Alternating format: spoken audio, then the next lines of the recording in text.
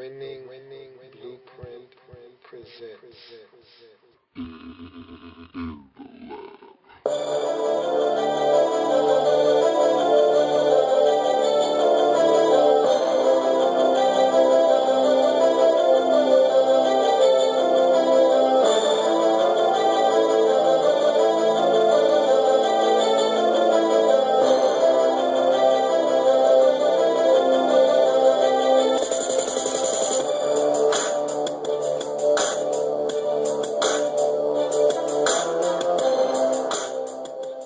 In the lab room.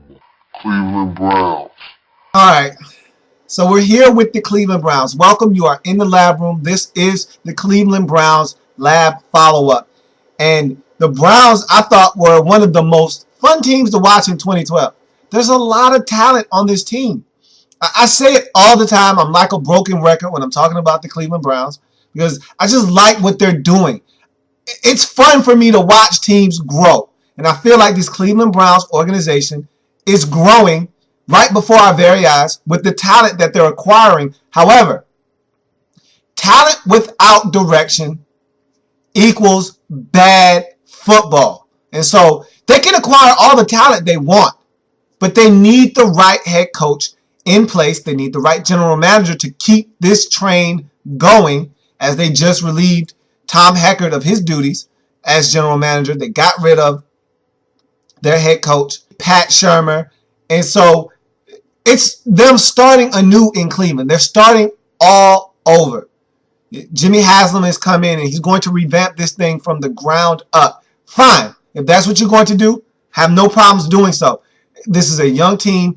And really, you need to get that stench of losing out of that locker room. Because right now, the Browns are lovable losers. That's what they've become over the last decade and a half. Just a team that you've come accustomed to losing. They're synonymous with losing.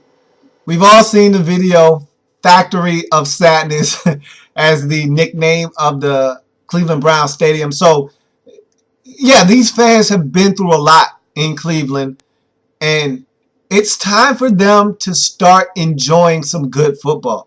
Because for a while there, they had to endure Brady Quinn, they had to endure Derek Anderson, they had to endure Kelly Holcomb, Tim Cow. It just has been quarterback after quarterback, and not good mediocre quarterback after mediocre quarterback after mediocre quarterback after mediocre quarterback. After a while, it just gets tiresome. And so, if you're a Browns fan, Colt McCoy is another mediocre quarterback in the long line and list of mediocre quarterbacks. You want Brandon Weeden to pan out. And I like what I saw in 2012, but I tell you what, there's a lot of room for growth because there are a lot of plays that were missed. There are a lot of opportunities that were missed. There are a lot of plays that were left on the field because Brandon Weeden didn't cut the ball loose. He didn't make his decision fast enough. He didn't go through his reads fast enough. Or he just didn't want to make the critical error. Nonetheless, there are plays there to be made on the field with this talent. And Brandon Weeden can get it done. I've seen this guy in college at Oklahoma State get it done. He's got a big-time arm. He can throw the football anywhere on the football field. He's just got to get the mental aspect of the game down pat. And I think that's why the Browns brought in brand new head coach Rob Chudzinski from the Carolina Panthers, because Chudzinski is an offensive mind. And I love what Rob Chudzinski did for the Panthers and Cam Newton in Carolina, revamped that offense and really gave them a chance offensively with the lack of weapons. Because if you look at Carolina, they're starting to build talent offensively. They went and got Greg Olsen 2 years ago. They're starting to try to surround Steve Smith with more supporting cast members out wide. But they're building. They didn't just have a roster of stockpile with talent and they just needed a quarterback and someone to direct them. This was a team of Steve Smith, the two running backs, double trouble, and then they just finally got Cam Newton. And then they added Greg Olsen at tight end. Then they started adding pieces around, like a Brandon LaFell. And so now they're starting to build things out in Carolina. But Rob Chizzinski took what they had and made it work. Now, the only gripe, again, that I had with him over this past season was I didn't see D'Angelo Williams enough. And I think that he was their most dynamic back out of the backfield. He should have been playing a lot more. Toward the end of the season, he took over. They won 4 straight games. And that's my gripe with him was why wasn't he in the game more? But Chizzinski is a great offensive mind. And if he can come and get the most out of Brandon Weeden, I'll tell you what, the Cleveland Browns will be on the fast track to being a very competent team in the AFC North. Because right now, it's a long road. And there's going to be some bumps and some bruises and some ups and some downs. But I tell you what, if they can get Rob Chizzinski in here, and there was talk of Norv Turner possibly coming in as the offensive coordinator. If that were to occur, sign me up for that. Tell you what, Cleveland Browns fans, you get Norv Turner in the fold. And this guy's a guru with quarterbacks and offensive schemes. You get Norv Turner and you pair him up with Chizzinski, the Browns will be a top 12 offense next year. Guaranteed. You heard it here first. That's how much I think of Norv Turner, and that's what I think that Rob Chizzinski could be with this offense and the amount of talent that's here. Browns have one of the best offensive lines in all of the National Football League. They're young, they're big, they're stout. I mean, you can't move this offensive line. And so they went out, they drafted Mitchell Schwartz last year at right tackle out of Cal. You got Joe Thomas. You know what Joe Thomas is about on that left side. He's an anchor over there. You got Alex Mack at the center position. I mean, this team is set at offensive line for years to come. And so that's part of the reason why I was so disappointed at times with Brandon Weeden, because there's protection. He's being protected by this offensive line. There's no reason for him not to cut it loose, not to make some of these throws, not to be on the money, giving his receiver chances to run with the football in stride. No reason for it because there's no pressure on him. This line is protecting. And so he has to be better. Chizzinski will get that out of him. And if Norv Turner comes on board, you bet your bottom dollar he will get the most out of Brandon Weeden as well. I like Brandon Weeden. And I think there's a future for Brandon Weeden in Cleveland. Who I'm more concerned about is Trent Richardson. And yeah, he was dealing with injuries. And yeah, you can make all the excuses you want for him. But I think this is just what Trent Richardson is. He averaged less than 4 yards a carry this year. He did not eclipse 1,000 yards. He was banged up. He had surgery early on in the season. I heard a lot of people using that as an excuse, allowing him to lean on that crutch.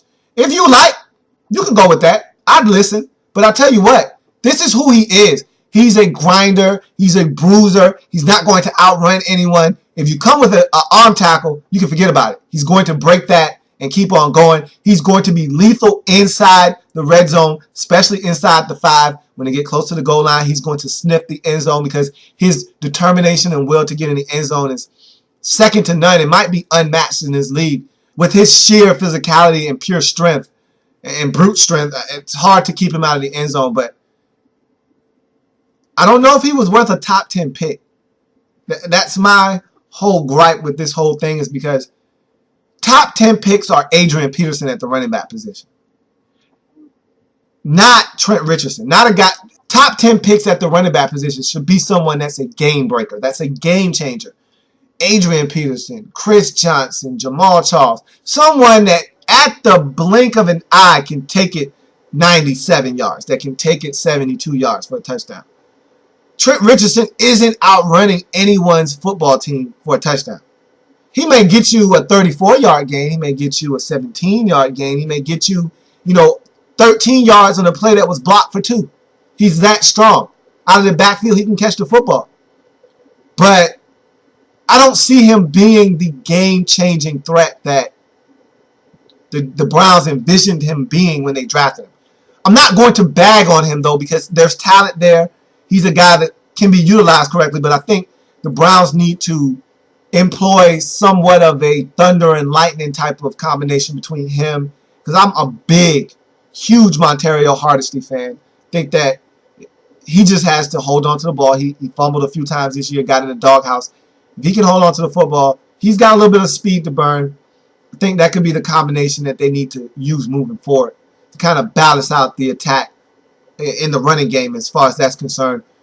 You look out wide. I love this offense. I could talk about the Browns offensive unit all day. Don't get me started because I get excited when I see young talent on the field all at once, and the Browns have plenty of it. They have an abundance of it. I already talked about the offensive line. I already talked about Brandon Weeden. I already talked about the running backs. You look out wide. Josh Gordon. What a great supplemental pick that was. Well worth the second or third round pick, whatever they gave up for him. Well worth it. Josh Gordon was the leading receiver on his team, over 800 yards, receiving 16 yards per catch. He was dynamic for them. He was Brandon Weeden's big play guy and deep threat on the 2012 season. I love what Josh Gordon brings to the table. Don't forget about Greg Little. He was a nice draft pick for the Browns a season ago out of North Carolina. He's starting to come along. He has to catch the ball. Sometimes he has lapses in concentration, doesn't catch the football. If he can ever overcome those lapses in concentration and be more consistent as a pass catcher, look out, because he's a physical specimen. He's big, he's strong, he can also run. He's deceptively quick and fast. A lot of people think he's just a big over-the-middle possession receiver. Au contraire, my friend. This guy can catch it and he can run with the best of them. And so Greg Little's also a threat out wide. I feel like you've got one A and one B out wide in terms of receivers. Travis Benjamin, deadly, could be deadly in the slot, can be deadly out wide with that kind of speed. He might be the fastest player on his Cleveland Browns roster out of Miami. He's a deep threat anytime he's in the game, someone that they want to get the ball to. In the return game, he had a huge return against the Kansas City Chiefs for a touchdown, 93 yards. And in the reverse game, they just need to find ways to get Travis Benjamin the football more often, I think. I didn't think he touched it enough in the 2012 season. You also look at Josh Cooper, someone they signed as the season progressed. This is a guy that played with Weeden at Oklahoma State. He's a reliable third down receiver. He can get in and out of the slot. I like him a lot. I think that's someone that they need to hold on to and utilize more. I look at the tight ends. Jordan Cameron. Love Jordan Cameron. Think that he's a young tight end with a lot of promise. If he can continue to work on his game, hone his skills, become a better blocker, think that Jordan Cameron can be a very good tight end in this league. Benjamin Watson. Solid guy when he's not having concussions. He's a solid tight end. He's as solid as it gets at the tight end position in this league. You know what you're getting from Benjamin Watson. He's going to catch the ball. He's going to block. He's going to do whatever you ask him to do. I love Benjamin Watson. He's a glue guy. You also look at Alex Smith, solid tight end, usually used for blocking purposes, but every now and again he'll sneak out, catch a pass or two. So I just love what the Browns are doing offensively. Defensively, they're young and they're talented there too. They need more talent on defense than they do on offense, though. We know what Joe Hayden is. Joe Hayden is a good number one corner in this league. And so you're set over there. Sheldon Brown getting up there in age. He's solid, but you're going to have to find a way to replace him sooner or later. The Browns have a lot of young corners, Buster Screen and other guys out there in the secondary. TJ Ward is back at safety. And I think that there is some room for improvement along that linebacking corps, however. I think that we know what DeQuell Jackson is. He's your Pro Bowler. He's your best player on the defensive side of the football. What else do you have at linebacker, though? This linebacking core really underwhelms me. I saw a lot of Maivia out there at linebacker. He's solid. He's not great. It's just, I think there's a lot of room for improvement at the linebacker position for the Cleveland Browns. They drafted a young inside linebacker out of Nevada, Michael Johnson something. His name's hyphenated. I forget his name, but I think he injured himself in training camp, in preseason, and so he'd be a guy that could really fit in next to DeQuell Jackson in that lineup. They just need to get stronger at the linebacker position, and it wouldn't hurt to get another safety as well. But it wouldn't hurt to get another safety and another corner, a starting corner as well. I think they have enough slot guys. They just need another corner that can start for them. But the Browns, to me, in the 2012 season, just made too many mistakes. They're a young team. You're going to make mistakes. There were a lot of games you could easily say the Browns should have won, could have won. You look at the Browns against the Ravens. They were in that football game in Baltimore with a chance to win on the last play of the game. Very impressive. That game really opened my eyes to this team. Like, okay, maybe there's something here with this team because they were trailing in this game. They looked like they were going to be blown out. They hung around, and all of a sudden, at the end of the game, here they are with a shot to get into the end zone, and Whedon didn't even give them a chance. But they stayed in that ball game. Impressive. That same Ravens team came to Cleveland later on in the season. They were thoroughly dominated, and yet the Browns found a way to lose that game 25-15. They should have won that game. I thought the Browns outplayed the Ravens tremendously in that game and just found ways to self-destruct. Whedon turned it over. Can't turn it over. They lost the game. The Cowboys game, the Browns should have won that game in Dallas. Had the Cowboys on the ropes, let them off the hook. And those are the type of games that you say over time they'll grow, they'll mature, and they'll learn how to win those type of football games. That Philadelphia Eagles game to start the season, how do you not win that game? And this is what I'm talking about, making plays. I forget what linebacker it was, in the end zone with a chance to seal the game. Football goes right through his hands. Eagles score on the next play to Clay Harbor for the game-winning touchdown. You lose 17-16 in a game that you turned it over 4 or 5 times and still had a chance to win. Those are the type of games you should be winning, but they can't yet because they're not good enough. You look at the Giants game. They jumped on top of the Giants 14-0. And the Giants just turned it into a track meet, and the Browns weren't able to keep up. That's what this Browns team will be able to do and sustain moving forward as they become a better offense under Rob Chizzinski. Now, they're still looking for a GM. Again, as I've said before, they fired Tom Heckert as their GM. He's moved on. And so they've got the head coach now. Now they have to go out and get a GM. I'm hearing that their search is going to heat up now, and they're really going to turn it up and try to find their GM. And I'm really looking forward to that because Tom Heckert did one heck of a job acquiring talent on this roster. And so this next GM needs to come in and pick right up where Heckert left off.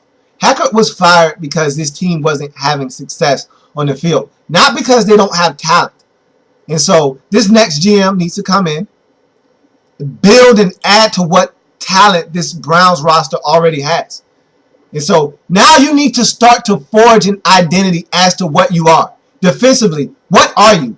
What player comprises a Cleveland Brown? That's what you need to start doing. When you become a good franchise, there's a player that embodies and exemplifies your franchise. So you look at a player. When we look at a linebacker that's fast and physical, you think Baltimore Ravens. You think Pittsburgh Steelers. There's a type of player that you look at and you say, okay, that's a Baltimore Ravens linebacker. He's athletic, he's quick, he's physical. Then you see one that's strong and stout at the point of attack, and you say, that's a Steelers linebacker right there. A big 265, 70-pound outside linebacker like Lamar Woodley. That's a Pittsburgh Steelers linebacker right there. You're looking right at him. He's built solidly. That's a Steeler. You can look at players and you say, hey, that's a Patriot. You know, a guy that's jack of all trades. He's a hybrid. He can play 3 or 4 positions. He can do it all. That's a New England Patriot player right there. Now you need to start finding out who are Cleveland Brown players. What does this guy bring to the table? What is a Cleveland Brown player? Offensively, I think you need to start looking for athletic freaks because you have a lot of them on your offense right now. Travis Benjamin, he's a speed demon. You look at Josh Gordon. He's got a rare combination of size and speed that a lot of receivers don't have in the National Football League. You look at Greg Little. He's a physical specimen, big, strong, physical receiver that can make plays on the football, and if you sleep on him, he'll run by you. Start looking for athletic gems because I think that's what the Browns are starting to put on the football field. I think Jordan Cameron can be an athletic tight end for you.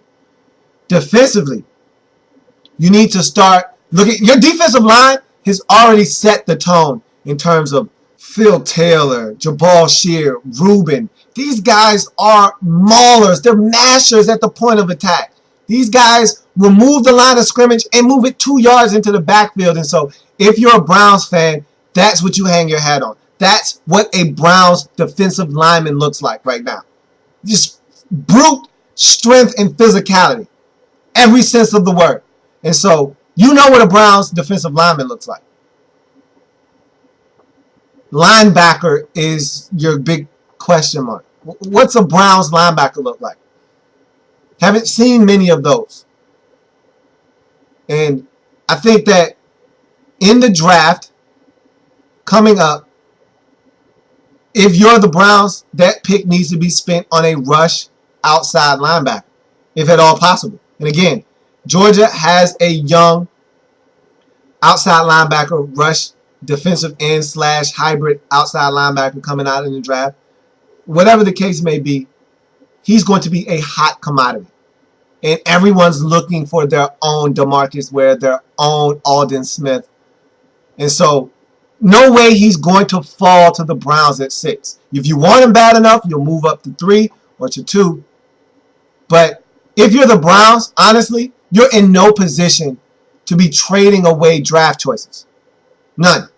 So I say you stand pat at 6. If anything, you trade back if someone wants your pick. But you stand pat at 6 and you get the best player available. Hopefully, it's an outside linebacker / defensive end. Maybe someone will wow you at the combine. Someone will wow you with their footage on tape. There's some guys in this draft that'll be interesting. Warner out of Florida State. Some guys that you might be able to toy around with and see what they can do as far as once you get them in your building, test them out, see them at the combine, see what they measure out to, see what kind of numbers they're posting.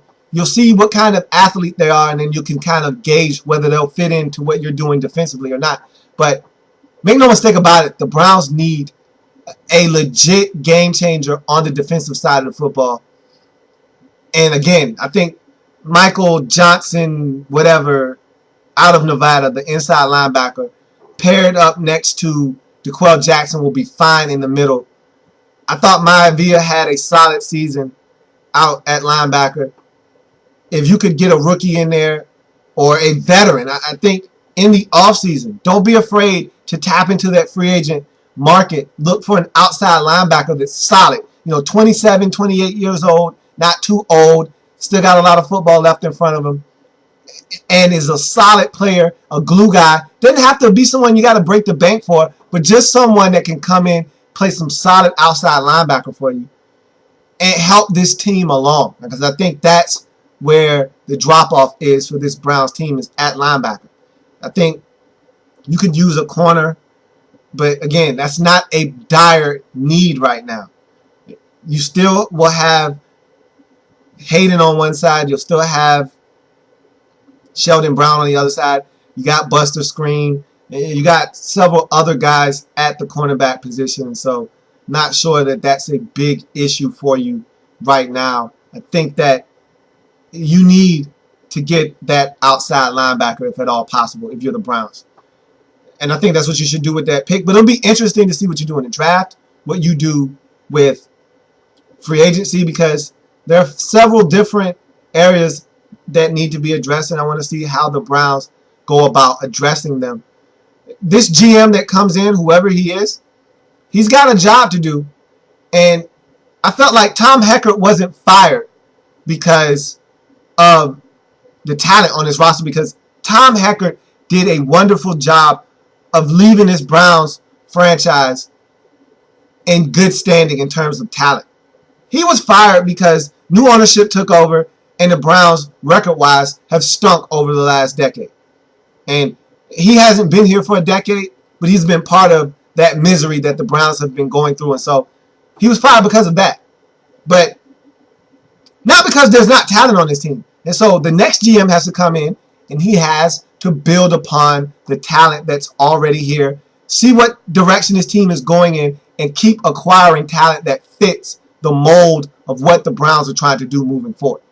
And be interesting to see who they go after as a GM, what his agenda will be, and what he will be trying to do once he gets this job, and what will be one of his first moves he makes as a GM. Be interesting to see what happens when those dominoes start to fall in Cleveland. The sky's the limit for this Cleveland Browns team. If Chizinski comes in and the team buys into his program right away. If his message and agenda is pushed across immediately, the team buys in, they could get a Greg Schiano type performance out of this team where you go 9-7, you go 8-8 next season. However, what I don't want to see the Browns do is take a step back because you got a new head coach. You went 5-11 this year. I had you in my lab reports at the beginning of the season going 1-15. Now I said on my show in the lab reports that was an extreme number. I said this team is more closer to 3-13, 4-12 than they are 1-15. But looking at the schedule, it was hard for me to find 2 or 3 more victories, so I just said 1-15. But you guys won 5 games this season. We went 5-11. Huge accomplishment for this team when you take into consideration that your head coach was a lame duck. You knew he was going to be fired. You got new management toward the beginning half of the season, and Jimmy Haslam. You knew he was going to come in, get rid of Pat Shermer, get rid of Tom Hecker. You knew you were on borrowed time at that point. And so, way to win 5 games knowing the circumstances that lie ahead. And what I don't want to see this team do is take a step backwards. And because you got a new head coach, because he's putting in his new offense, because there are different coaches and a different staff, and there's a new GM, and there's change, that you go 3-13 next season. Build off of the 5-11 record this season. Be 6-10, 7-9, 8-8. Maybe you're the surprise team of the league next year. Maybe you go 10-6 and have a shot at making the postseason. Who knows? Just don't take a step backwards. That's all I'm saying. So be interesting to see what the Browns do moving forward. I can't wait. And that's going to do it for the Cleveland Browns Lab Follow-Up. I thank you for joining me here on the program. Tune in tomorrow when the 7th team in the draft, the Arizona Cardinals, will be next up in this series as we continue to chronicle every single team in the National Football League in draft order. So I can't wait. See you tomorrow when we do the Arizona Cardinals. This has been the Cleveland Browns Lab Follow-Up. See you tomorrow.